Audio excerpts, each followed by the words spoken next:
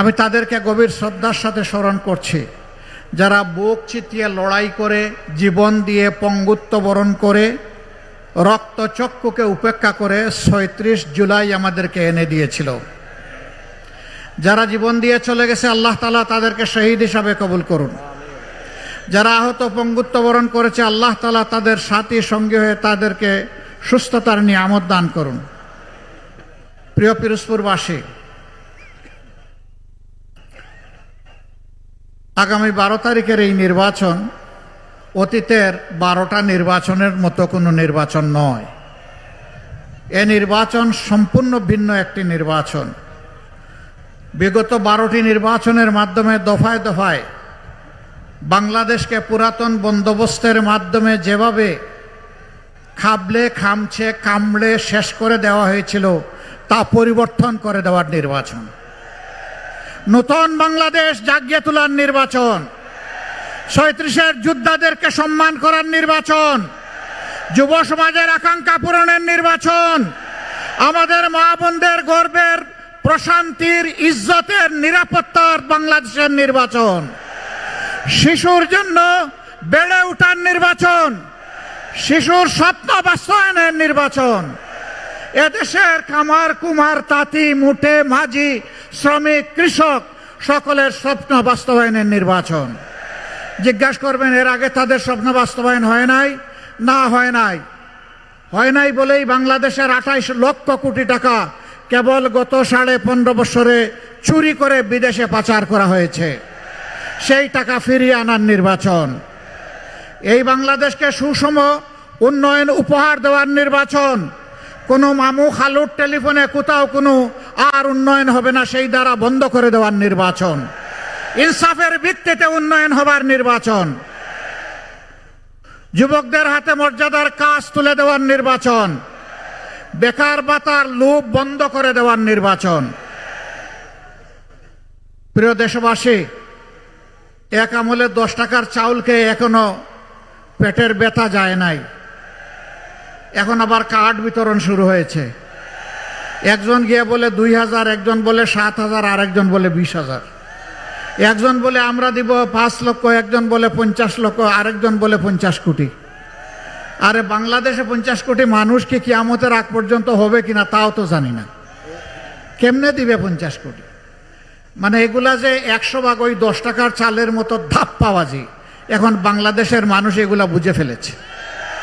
এখন মা বোনদের কাছে কার্ড নিয়ে যায়, কয় রাখো তোমার কার্ড, আমি তোমার কার্ডের সাথে নাই। মা বোনরা বলে, যাদের হাতে আমাদের ইজ্জতের নিরাপত্তা নাই, আমার সন্তানের জীবনের নিরাপত্তা নাই, আমার ছেলে মেয়েদের বেঁচে থাকার অধিকার নাই, তাদের এই কার্ডের আমাদের কোনো প্রয়োজন নাই। আজকে বাংলাদেশের বিভিন্ন জায়গায় আপনারা দেখেছেন, বড় আফসোস, আমাদের মা বোনদেরকে একটা দলের লোকেরা বিভিন্নভাবে অপমান করে। এদেশ মুসলমানের দেশ, এই দেশে হেজাব পরা এবং নেকাব পরাকে নিষেধ, অপরাধ নাকি আল্লাহর বিধান? সেই আল্লাহর বিধানের বিরুদ্ধে তারা অবস্থান নিয়ে বলছে, হেজাব নেকাব পরা কোনো নারী আসলে এটা টান দিয়ে খুলে ফেলবা। বলতেছে যদি কেউ এসে দাড়ি পাল্লার পক্ষে ভোট চায়, তার কাপড় খুলে দিবা। এরা কোন প্রজাতি? এরা কি মানুষ? না, এরা অন্য প্রজাতি। কোন মানুষ, আল্লাহ যাদেরকে বিবেক দিয়েছেন তারাই মানুষ হয়। কোন মানুষ কোন মায়ের গায়ের কাপড় খোলার কথা বলতে পারে না। এই নোংরা কথাগুলা বলার পরে, হুঙ্কার দেওয়ার পরে আজ পর্যন্ত দলের নেতা এবং দলের পক্ষ থেকে এই বিপদগামীদের ব্যাপারে কোনো ব্যবস্থা নিতে বাংলাদেশের মানুষ দেখে নাই। তার মানে কি? তার মানে হচ্ছে যে তারাও এটা সমর্থন করে। আমি জানতে চাই, বাংলাদেশে আমাদের মা বোনদের ইজ্জত কেউ নিয়ে টানাটানি করুক, আপনারা কি তা বরদাস্ত করবেন? বরদাস্ত করবেন? উপযুক্ত জবাব দেওয়ার জন্য তৈরি আছেন? ইনশাআল্লাহ সেই জবাবের মুখ কম সময় আসছে এই 12 তারিখ। যেমন আল্লামা দেলাওয়ার হোসেন সাঈদীকে নিরপরাধ হত্যা করা হয়েছে, আজকের এই মাঠে আপনারা রায় দিয়েছেন, জনরায়, যে আপনারা সেই হত্যাকাণ্ডের বিচার চান। ওই হত্যাকাণ্ডের বিচারের জন্যই আপনার একটা ভোট বড়ই মূল্যবান, প্রতিটা সিট বড়ই মূল্যবান। প্রতিটা বুট এবং প্রতিটা সিট তাইলে ন্যায় ইনসাফের হাতে তুলে দিতে হবে ইনশাআল্লাহ। যারা বেইনসাফের কথা এখনই বলে, যারা মানুষের জীবনে দুঃসহ কালো অন্ধকার সময় টেনে নিয়ে এসেছে, যারা মানুষের সম্পদে ভাগ বসায় চাঁদা তুলে, সেই চাঁদাবাজদেরকে লাল কার্ড দেখানোর দিন হচ্ছে আগামী 12 তারিখ। আগামী 12 তারিখ দখলদারকে ইনশাআল্লাহ এই জাতি লাল কার্ড দেখাবে, মামলাবাজদেরকে লাল কার্ড দেখাবে, দুর্নীতিবাজদেরকে লাল কার্ড দেখাবে, যারা আধিপত্যবাদের দালালি করে তাদেরকেও লাল কার্ড দেখাবে।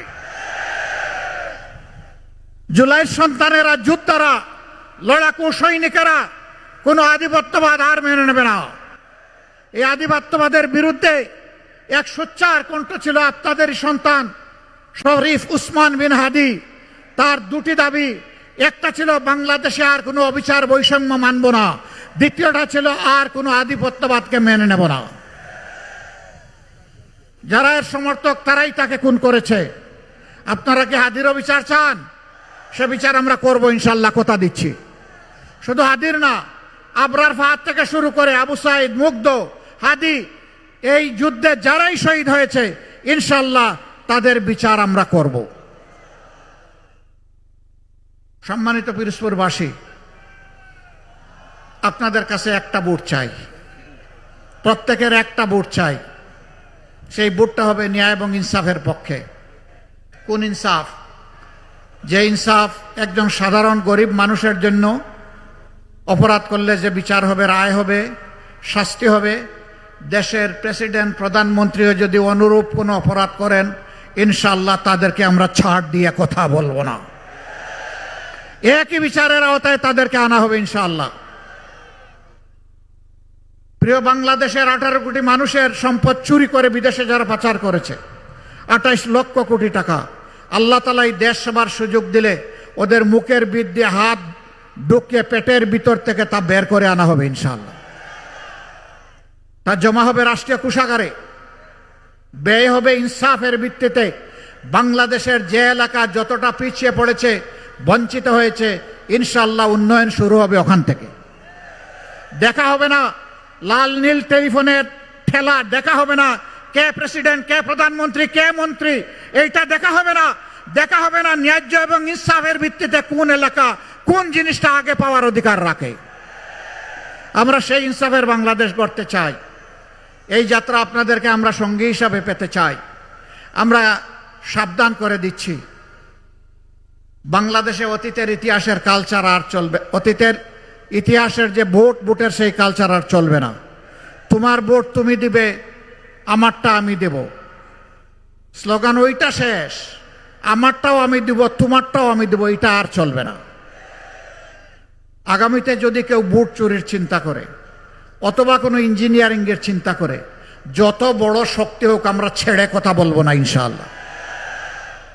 এ ভোটের জন্য লড়ে যাব। 18 কোটি মানুষের 12 কোটি 50 লক্ষ ভোট, এটাকে নিশ্চিত করা হবে ইনশাআল্লাহ। অতএব এখন থেকে পাহারা শুরু। আর কোনো চুরকে আমরা ছেড়ে কথা বলবো না। 2 নম্বর, আমরা যুবকদেরকে কোনো বেকার ভাতা দিতে পারবো না। যুবকরা কি আমাকে এখানে তাড়া করবেন? আপনারা কি চান? কি চান বলেন? কি চান? কাজ। ইনশাআল্লাহ হাতে আমরা কাজ তুলে দিব। তৈরি করেন, হাত তৈরি করেন। বেকার ভাতা দিয়ে আমরা আমাদের যুব সমাজকে অপমান করতে চাই না। কারো কাছে আমাদের জুলাই যোদ্ধারা মিছিল করে দাবি করে নাই যে আমাদেরকে বেকার ভাতা দিতে হবে। তারা সেদিন দাবি করে বলেছিল আমাদের হাতে আমাদের প্রাপ্য কাজ তুলে দিতে হবে। আমরা কথা দিচ্ছি, জাত পাত জাতি ধর্মের ব্যবধান নয়, নারী পুরুষেরও ব্যবধান নয়, যার হাতে যে কাজ শুভ পাবে ইনশাআল্লাহ তার হাতে সেই কাজ তুলে দেওয়া হবে। এই ন্যায় ইনসাফের বাংলাদেশে বিভিন্ন শ্রেণী পেশায় যারা রাষ্ট্রীয় সেবায় নিয়োজিত আছেন, সরকারি, আধা সরকারি, বেসরকারি, স্বায়ত্তশাসিত বিভিন্ন সংস্থায় যারা কাজ করেন, তাদের সকলের বেতন আমরা সমান করতে পারবো না। যার যে মর্যাদা অনুযায়ী তাকে বেতন এবং ভাতা দিতে সরকার বাধ্য থাকবে। তাদেরকে মর্যাদার সাথে দেশে তারা যাতে বেঁচে থাকতে পারে এবং নিজের সমস্ত যোগ্যতা উজাড় করে দেশকে যাতে সেবা করতে পারে, সেই সম্মানটুকু আমরা তাদেরকে দিতে চাই। যার সার্ভিস যত ঝুঁকিপূর্ণ তিনি ইনশাআল্লাহ হবেন তত বেশি সম্মানিত। এর ভিত্তিতেই আমরা ইনসাফ কায়েম করব ইনশাআল্লাহ। সেই ইনসাফটা যখন বাংলাদেশে কায়েম হবে তখন বাংলাদেশ হবে একটা চলন্ত উড়োজাহাজ। সেই উড়োজাহাজের ককপিটে অর্থাৎ ড্রাইভিং সিটে আমরা যুব সমাজকে বলবো, তুমি ক্যাপ্টেন, তুমি বসো, এ উড়োজাহাজ তুমি চালাও। আমরা গিয়ে পিছনে প্যাসেঞ্জার সিটে বসবো ইনশাআল্লাহ। তারা রকেট গতিতে এই দেশকে সামনের দিকে নিয়ে যাবে। পিছনের কোনো কাসুন্দি নিয়ে এই জাতি আর কামড়া কামড়ি করবে না। এ জাতিকে আর বিভক্ত করার সুযোগ আমরা কাউকে দেব না। ঐক্যবদ্ধ জাতি, ঐক্যবদ্ধ বাংলাদেশ, এটাই আমাদের স্লোগান। তাই নিয়ে আমরা ইনশাআল্লাহ এগিয়ে যাব। এবার সেই ইনসাফের জন্যে, ইনসাফের বাংলাদেশ, ঐক্যবদ্ধ বাংলাদেশ গড়ার জন্যে দুটা ভোট। একটা হচ্ছে গণভোট। গণভোটে কি বলবেন? কি বলবেন? হা মানে আজাদি, না মানে গুলামি। আজাদি না গুলামি। প্রথম ভোটটা ইনশাআল্লাহ 12 তারিখ হবে হা। সবাইকে নিয়েই হা বিজয়ী হবে ইনশাআল্লাহ। দ্বিতীয় ভোটটা ওই যা বললাম, ন্যায় ইনসাফের বাংলাদেশ, দুর্বৃত্তদের হাত থেকে মুক্তির বাংলাদেশ, নূতন বাংলাদেশ। আল্লাহ তাআলার কাছে দোয়া করি 13 তারিখ এই দেশ যেন একটা নূতন দেশ পায়। 13 তারিখের ভোরের সূর্য যেন তার পিঠে করে মুক্তির পয়গাম নিয়ে আসে, যে এখানে আর গুলামি আর আধিপত্যবাদ চলবে না। পারিবারিক গোষ্ঠীগত রাজনীতি অচল, দলীয় সরকার অচল। আগামীতে হবে জনগণের সরকার ইনশাআল্লাহ। আমি আপনাদেরকে সাক্ষী রেখে বলে যাচ্ছি, আমি জামাতে ইসলামীর বিজয় চাই না, আমি চাই বাংলাদেশের 18 কোটি মানুষের বিজয়। ওই বিজয় যেদিন হবে ইনশাআল্লাহ আমরা সকলেই মুক্তির স্বাদ পাব। এবার আমি পিরোজপুর 1 থেকে শুরু করে 3 পর্যন্ত এখানকার 3 জন আর পার্শ্ববর্তী বরগুনার 1 জন, 4 জন ভাইয়ের হাতে প্রতীক তুলে দিচ্ছি। জনগণের প্রতীক, ইনসাফের প্রতীক, অগ্রগতি উন্নয়ন প্রতীক, যুবক যুবতীদের স্বপ্ন বাস্তবায়নের প্রতীক এবং আমাদের শিশু আবাল বৃদ্ধ বনিতা সকলের ভালোবাসার প্রতীক। প্রথমেই পিরোজপুর 1, আমার হাতে একটু, জি পিরোজপুর 1 কি এই আসন? এই আসন। চাচা ডান দিকে আসো, আমরা সবাই ডানপন্থী, বাম দিকে দিব না। ধরো, এখানে শক্ত করে ধরো। আলহামদুলিল্লাহ। এই আসনে আগে কে নেতৃত্ব দিয়েছেন? আল্লামা দেলওয়ার হোসেন সাঈদীর ছায়া হচ্ছে মাসুদ সাঈদী। আল্লামা দেলওয়ার হোসেন সাঈদীকে আপনারা ভালোবাসতেন কার জন্য? কার জন্য? মহান আল্লাহ তাআলার জন্য। ভাই বোনেরা, এবার তারই সুযোগ্য সন্তান, তারই মার্কা, তার সন্তানের হাতে তুলে দিলাম ইনসাফের প্রতীক দাঁড়িপাল্লা। ইনশাআল্লাহ লড়াই চলবে, ইনশাআল্লাহ 12 তারিখ বিজয় অর্জিত হবে ইনশাআল্লাহ। স্লোগান আমরা একসাথে দিব সবগুলো মিলাইয়া ইনশাআল্লাহ। এরপরে পিরোজপুর 2, তার আরেক কলিজার টুকরা সুযোগ্য সন্তান, হ্যাঁ আচ্ছা, এই আসনে আগে আব্দুর রহিম সাহেব নির্বাচিত হয়েছিলেন 79 সালে, তাই না? হ্যাঁ, ধরো।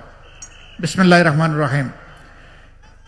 এদেশের একজন প্রসিদ্ধ আলেম, যিনি জামাতে ইসলামী পূর্ব পাকিস্তানের একসময় আমিরও ছিলেন, এরপরে বাংলাদেশ হওয়ার পরেও তিনি দায়িত্ব পালন করেছেন। এদেশের মানুষ ভালোবেসে 79 সালে তাকে নির্বাচিত করেছিল। আজকে তার জায়গায় আল্লামা দিলওয়ার হোসেন সাঈদীর কলিজার টুকরা, তার দ্বিতীয় সন্তান শামীম সাঈদীর হাতে আমরা ইনসাফের প্রতীক তুলে দিলাম। চাচা এইখানে দর শক্ত করে, জাতির ভার নিতে হবে ইনশাআল্লাহ।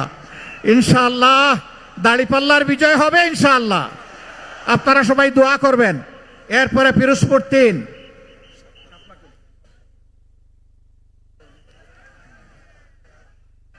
এখানে শাপলার একটা পাতা আছে আর তার উপরে একটা কলি আছে। 12 তারিখ ইনশাআল্লাহ এটা শাপলা হয়ে ফুটবে ইনশাআল্লাহ। ধরো, শক্ত করে ধরো। আমরা, তোমার পুরো নাম? ডক্টর শামীম হামিদের হাতে আমরা পাল্লা বদলে এখানে তুলে দিলাম শাপলা কলি। এখানে পাল্লার একজন ক্যান্ডিডেট ছিলেন, রাত দিন তিনি কাজ করেছেন, জমিন চাষ করেছেন। তিনি এসে আমাকে সালাম দিয়ে বললেন, আমি এটা শাপলাকে সমঝে দিয়েছি। তিনি বললেন যে আমাদের 90% সম্ভাবনা ছিল। আমি বললাম 12 তারিখ 90-কে 100-এ নিয়ে যেতে হবে ইনশাআল্লাহ। আপনারা রাজি আছেন?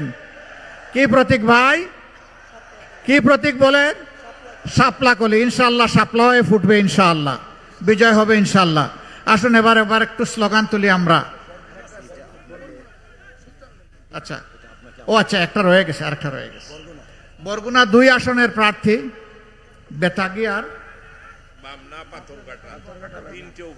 বামনা, পাথরঘাটা, বেতাগী, এই 3 উপজেলা নিয়ে হচ্ছে বরগুনা 2 আসন।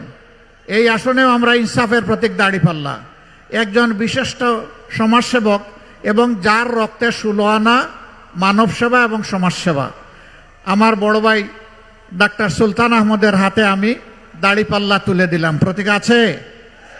কোন সে প্রতীক? একটু জোরে, জোরে সুরে, আরো জোরে।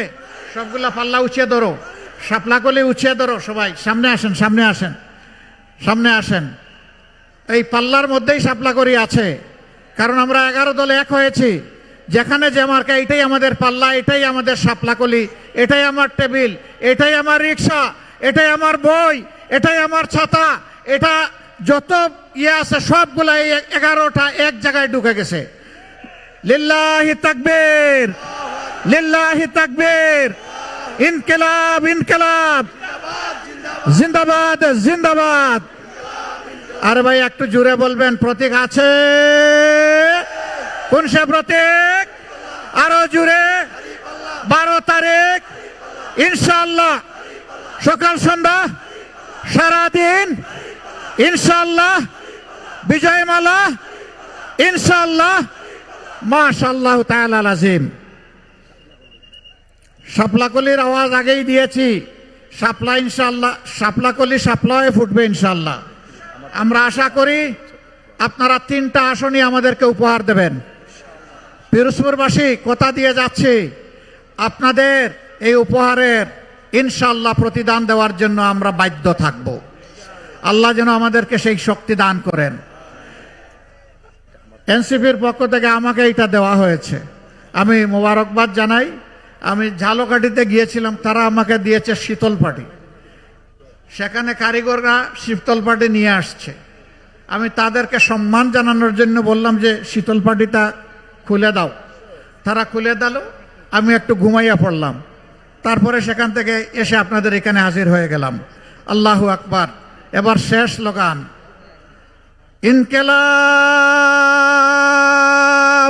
জিন্দাবাদ। আসসালামু আলাইকুম ওয়া রাহমাতুল্লাহ।